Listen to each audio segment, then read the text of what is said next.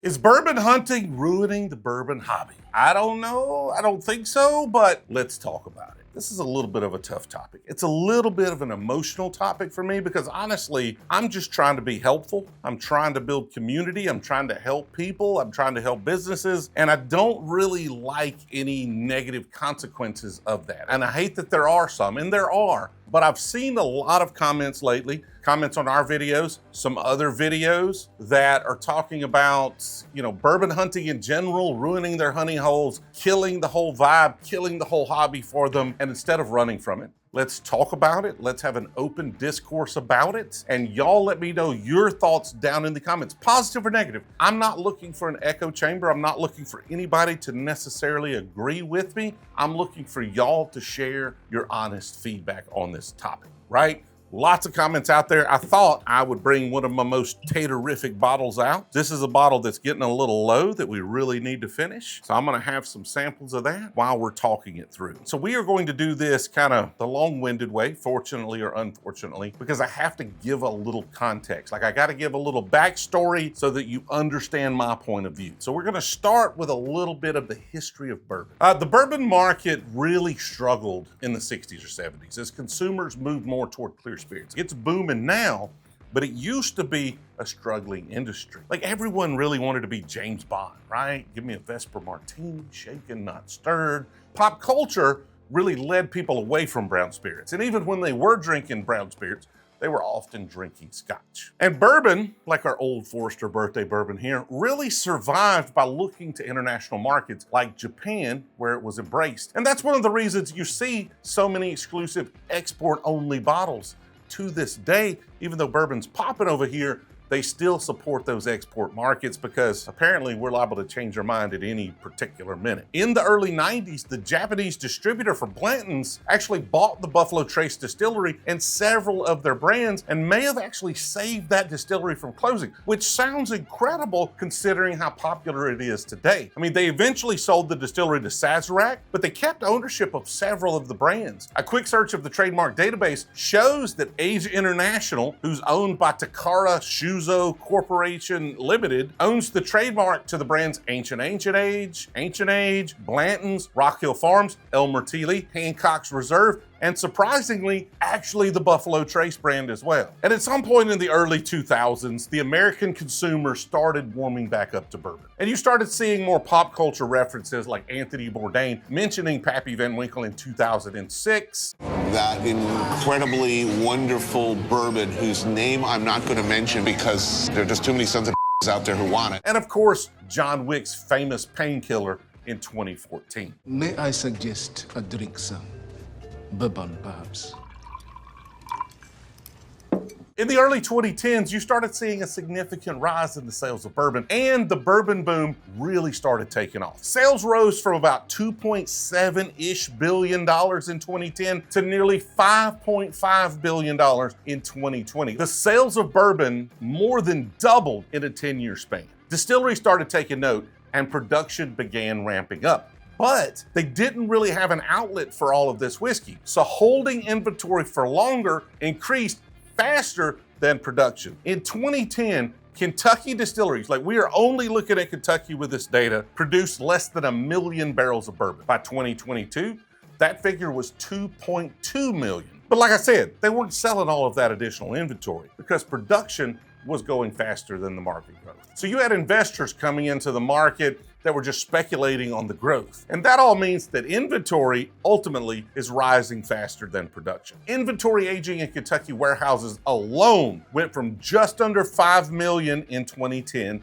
to nearly 13 million in 2022. That is like over 2.5 times more whiskey aging in Kentucky right now, or in 2022, than it was in 2010. And I assure you, there's more now than there was in 2022. And I actually ran into an insider, somebody that knows a lot more about the industry than I do. And they said that they believe that there is more bourbon aging in the US right now than has cumulatively ever been sold in the history of bourbon production. I don't know if that's 100% accurate, like that's a bold statement, but the fact that it's just not completely out of the question actually says a lot. So how does this actually relate to bourbon hunting? This is the first point I wanted to make. We started regularly posting videos on this channel July of 2022. So we're a little over 2.5 years into this channel, and our first bourbon hunt came out October of 2022, a little over 2 years ago. Now, we weren't the first to bourbon hunt, but we were the first, as far as I know, correct me in the comments if I'm wrong, to do it regularly. Now, by the time we got started, the bourbon boom was well underway. I mean, it was like 10 years in based on the charts we just showed you. So we are in no way responsible for the bourbon boom. I would argue that this whole genre of whiskey content on the internet is more a result of the increased interest in bourbon in general and not the cause of the increased interest in bourbon. Now, these YouTube channels may somewhat influence what folks buy, but the interest to buy was already very well established before any of us really started posting content on YouTube. I mean, we definitely did not start the fire. So with that established, I now want to talk about why we started doing these bourbon hunts, and then we'll address the main criticisms that we actually receive. Some of you may or may not know, I'm a small business guy. I own a small e-commerce agency. We build websites that sell things. A lot of them in firearms and, hunting, fishing, a lot of automotive parts, those types of things. If you happen to need some help with that, send me an email, support@brewzle.com. Happy to have those conversations. I've owned that small business now since I was in college, right? And I struggled very much to get it where it's at. Like, I had to learn an awful lot of business lessons the hard way, and it's still a small e-commerce agency. I mean, not super small, like we're doing mid-sized to enterprise stuff, but I don't wanna support and manage 100 people. I come from a small business background. My grandfather had a small welding shop across from his house when he retired from the cotton mill. I had an uncle who owned a transmission shop and another that had a small cattle farm where he worked nights and weekends. And I very much grew up admiring the people that made their own way and didn't conform to societal norms. And growing up in a place where most people's employment options were working in the cotton mill or logging, I was fascinated by people who made their own way and built an opportunity from nothing, because honestly, I didn't realize that was even an option. When you're in a small business, money is almost always tight. Like, you can't take the risks you need to properly market your business and sell your goods or services. You're often one guy or a handful of folks having to do everything just to keep that business afloat.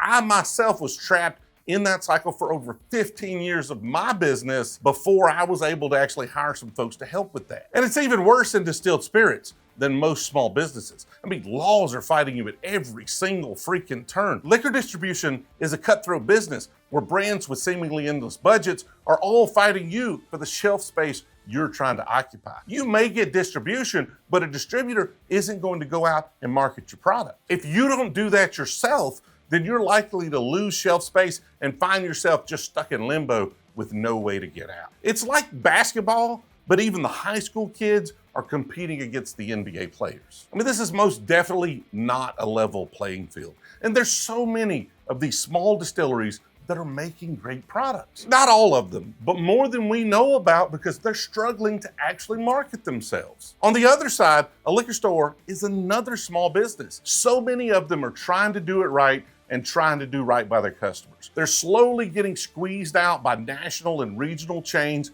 and struggling to compete. There's no way a local liquor store that has to make all their money off of whiskey sales can compete with a Kroger liquor store that makes all their money on grocery and takes super small margins on their alcohol. You just can't compete with that. So my thought was, with this channel, can we build a platform by hunting for rare bottles that obviously want to have and try, but also feature these small brands along the way while documenting and highlighting which stores are customer friendly and which are taking advantage of the market. Like, I may sometimes let my opinion be known, but I really try to just show them and let y'all decide which store resonates more with you. Even the full secondary stores, though, they're small businesses, and I support their decision to charge market prices for the products, even though I don't want to pay those prices. But that's part of this equation too, right? Like, bourbon is a very weird market. On one hand, it's a consumable that has an MSRP on it, and everybody knows that MSRP. But on the other hand,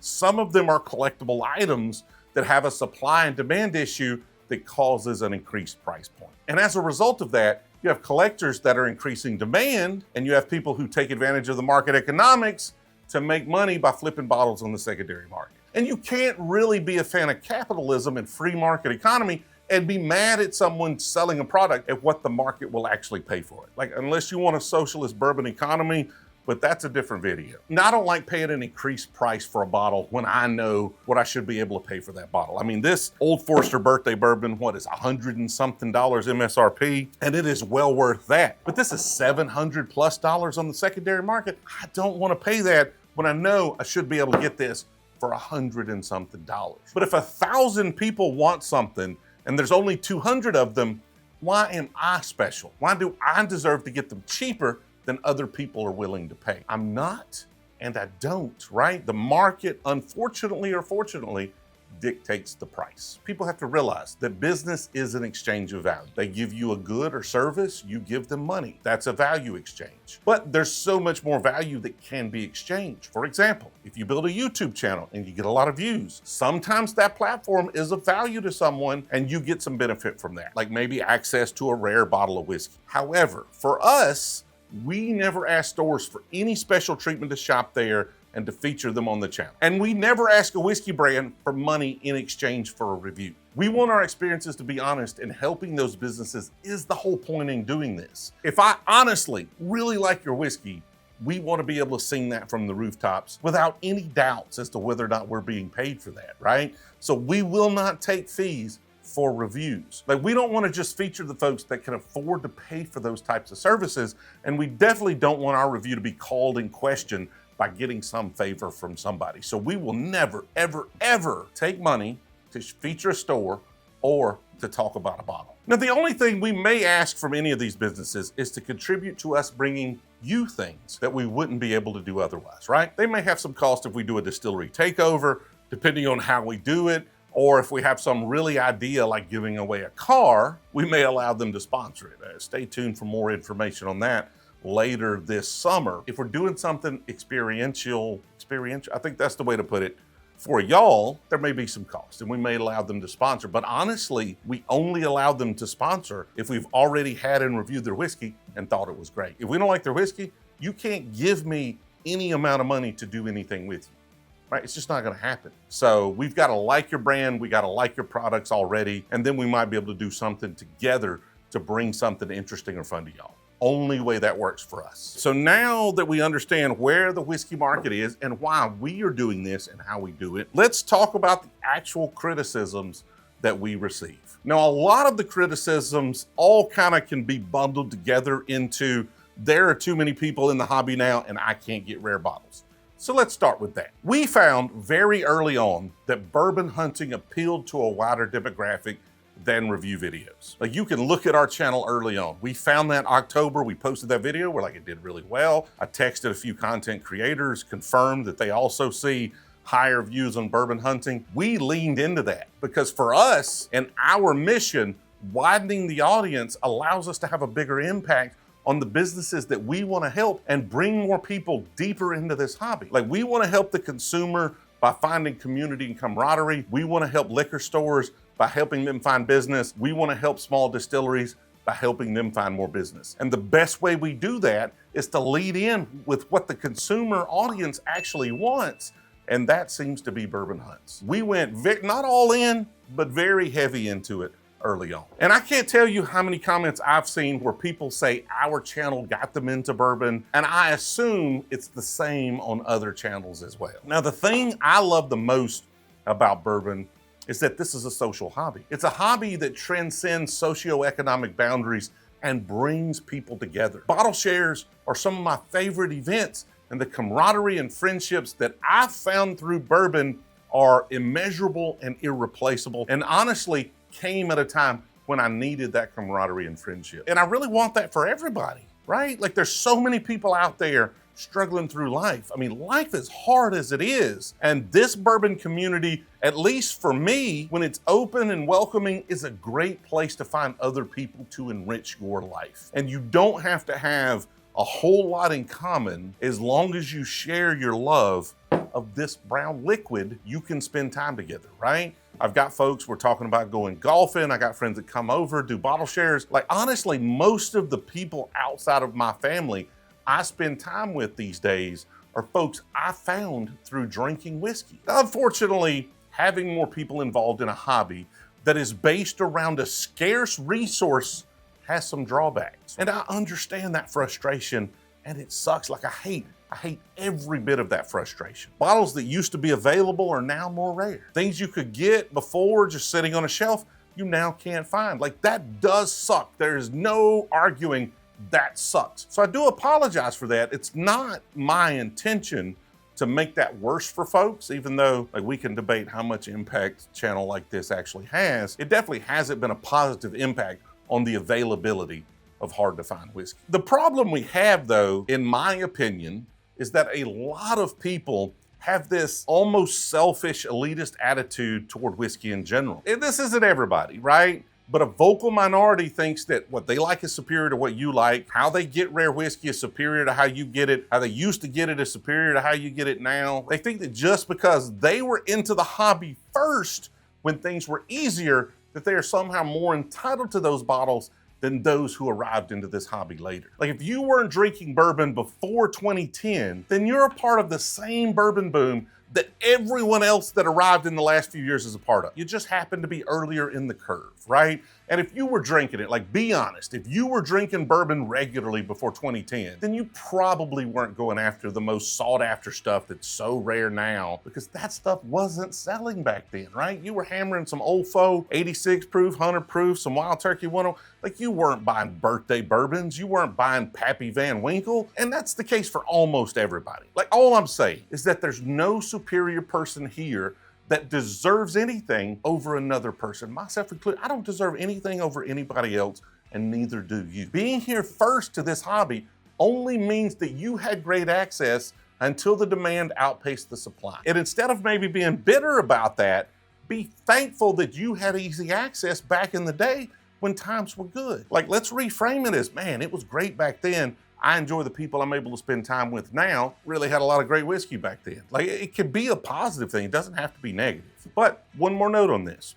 If you look at the chart of whiskey aging in Kentucky, you'll realize that this seems very much to be a temporary problem. This solution is going to be slow at first, but it's going to speed up very quickly due to several factors. Many people who speculated on the continued growth of bourbon are sitting on a stockpile of aged whiskey with no real means to sell it at the profit margin they were expecting. It's a perishable good. You can sit on it for a while, but you can't sit on it forever. And at some point, there's going to be a flood of aged whiskey hitting the market. In December of 2022, Buffalo Trace, the Tater King of distilleries, doubled their production capacity and started running at full strength, which means they're producing twice as much whiskey for the last 2 years. And that whiskey is already 2 years old. And in a few short years, will allow them to start rolling out a lot more bottles of some of your favorite products. And then 4, 5, 6, 10 years from now, they're gonna be doubling probably almost everything. And at the same time, the secondary market is starting to come down on rare bottles of bourbon due to several factors, right?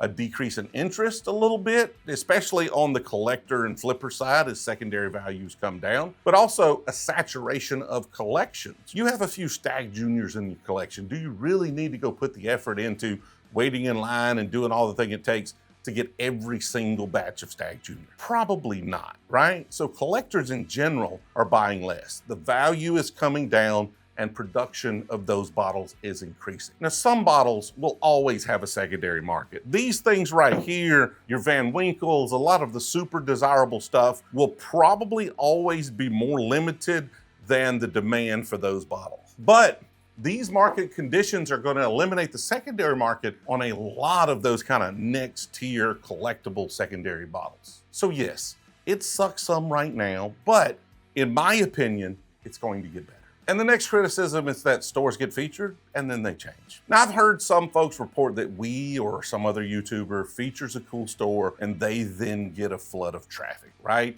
They then take advantage of the increased traffic and they start raising prices. And again, it's a supply-demand issue. And as a small business, they have a right to charge fair market value for a product that they're selling. I mean, this is a situation that kind of sucks, right? Like, we're trying to find a way to help a cool store, and we come in and we showcase you and you seem cool, you're doing things a cool way, and then you use that attention to change your approach to a less cool way. I mean, I don't like that, but also don't really know what to do about it. I have some ideas, like there's some things we're working on, but it involves a mobile app that I'm not talking about anymore until it's done. But like realistically, if you've got some way to combat stores changing it up after we feature them, like other than having a place where people are reviewing stores, I'm open to that idea, because as a one YouTube channel, that's really hard to manage and I don't know how to do it. We can't go back to every store we feature. Open to feedback on how we handle that. And the next criticism is that we destroy honey holes by exposing them to the world.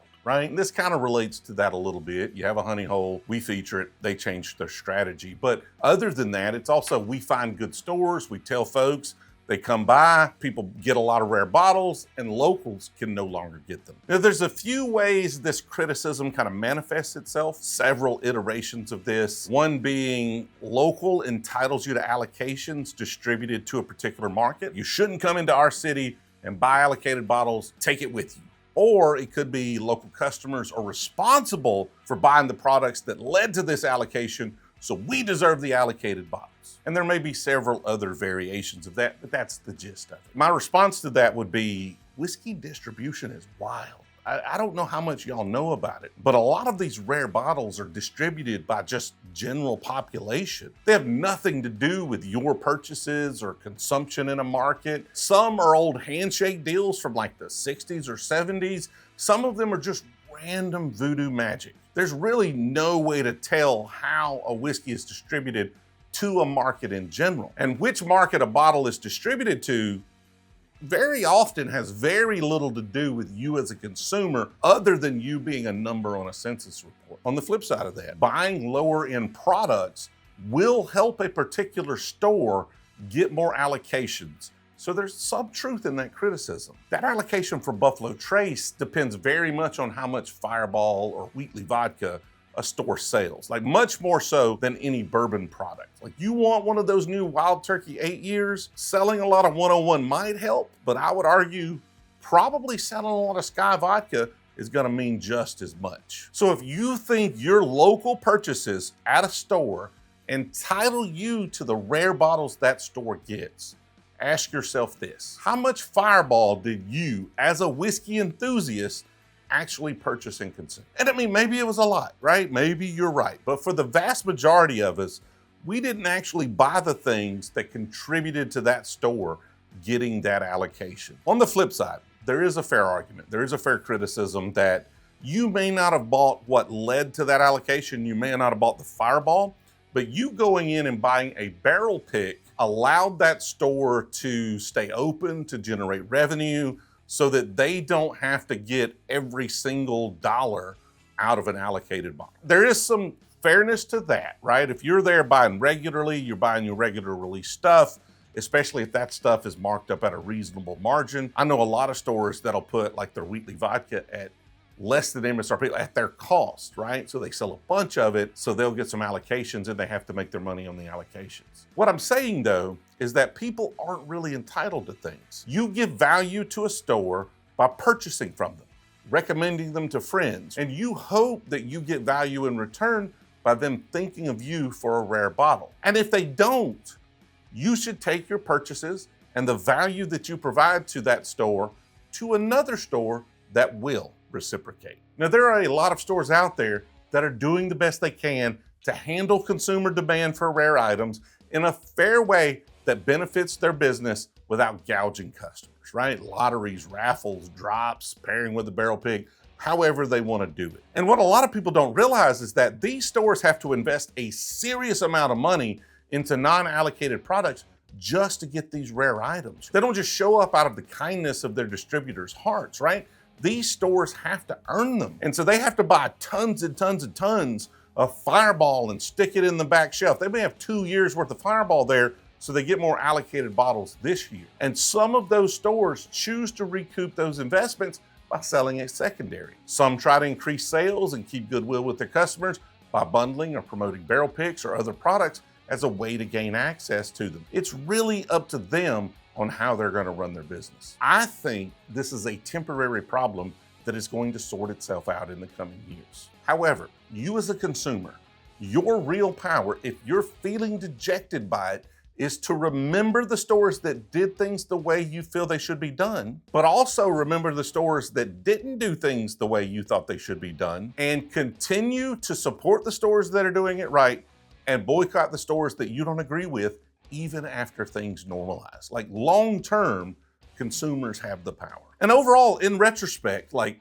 looking over the last 2.5+ years of this channel, I'm happy that we were able to bring more people into this hobby. I'm glad that we can help small brands we feature and the stores that are doing things the right way. And I absolutely hate that this comes with some negative consequences to the hobby as a whole. I really do. But that's also why we spend a lot of time talking about non-allocated whiskey people can chase. Like, that's why we're talking about Detling and Crittenden's and Old Dominic and any of these brands we can get our hands on that are maybe kind of underappreciated, not super allocated. Like, there is a lot of great whiskey out there and even more coming that's not on the allocation list. And I really do think those negative consequences will be short-lived in the grand scheme of things, and that this hobby is going to continue to grow. And I want to give a shout out to that Bourbon Dudes video, which is one of the inputs, along with some comments, that prompted me to make this reply. I've linked his video in the description, along with some of the articles we used information from in the research of this video. And his video, although I don't completely agree with all of his points, I think comes from the right place. I enjoyed the video, although I don't completely agree with everything. I think there's some valid points there. There's some valid concerns. And hopefully I've given at least my general thoughts on some of those here. I appreciate y'all watching all the way to the end, and we'll see you in the next one.